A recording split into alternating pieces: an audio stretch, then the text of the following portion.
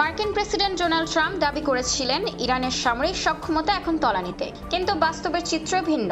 CNN এর সাম্প্রতিক report বলছে তেহরানের শক্তিশালী ক্ষেপণাস্ত্র লঞ্চারগুলোর অর্ধেকই এখনো সচল। হাজার হাজার ড্রোন নিয়ে পাল্টা আঘাতের অপেক্ষায় আইআরজিসি। যুদ্ধের শুরু থেকে ট্রাম্প দাবি করে আসছিলেন ইরানের শাসন ব্যবস্থা ভেঙে পড়েছে, কিন্তু সিএনএন এর তথ্য অনুযায়ী তেহরানের সামরিক শক্তি এখনো অক্ষত।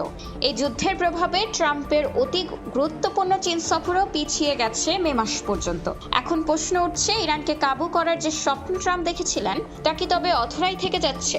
ইরানকে বারবার চুক্তির টেবিলে আসার চাপ দিচ্ছেন ট্রাম্প। তার লক্ষ্য একটি চুক্তি করে মার্কিন ও ইসরায়েলি বাহিনীকে নিরাপদ প্রস্থান নিশ্চিত করা, হরমুজ প্রণালী খুলে দেওয়া এবং জ্বালানি তেলের আকাশচুম্বী দাম কমিয়ে শেয়ার বাজার চাঙ্গা করা।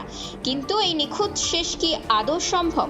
ট্রাম্প একদিকে মধ্যপ্রাচ্যে নতুন করে স্থলসেনা পাঠাচ্ছেন, অন্যদিকে আলোচনার প্রস্তাব দিচ্ছেন। তার ঘোষণা অনুযায়ী 6 এপ্রিল পর্যন্ত ইরানের জ্বালানি অবকাঠামোতে কোনো হামলা চালানো হবে না যদি তেহরান আলোচনায় বসে। কিন্তু বিশেষজ্ঞরা বলছেন ট্রাম্পের হাতে থাকা 4টি বিকল্পের কোনোটিই তার মূল লক্ষ্য নয়, অর্থাৎ শাসক গোষ্ঠী উৎখাত করার ধারে কাছেও নেই। বিশেষজ্ঞরা বলছেন যুক্তরাষ্ট্র চাপের মুখে আছে, এটা ইরান বুঝে ফেলেছে। যুদ্ধে এ পর্যন্ত 13 জন মার্কিন সেনা নিহতের ঘটনা পেন্টাগনকেও দুশ্চিন্তায় ফেলেছে।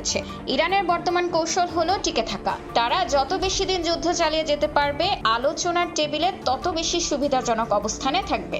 ট্রাম্পের সামনে এখন শেষ পথ ইরান আত্মসমর্পণ না করা পর্যন্ত বোমা হামলা চালিয়ে যাওয়া। কিন্তু এই পথ কি যুক্তরাষ্ট্রকে আরো বড় কোনো মহাবিপদে ফেলবে, নাকি শেষ পর্যন্ত আলোচনার টেবিলই নির্ধারিত হবে মধ্যপ্রাচ্যের ভাগ্য? খোলা কাগজ, ঢাকা।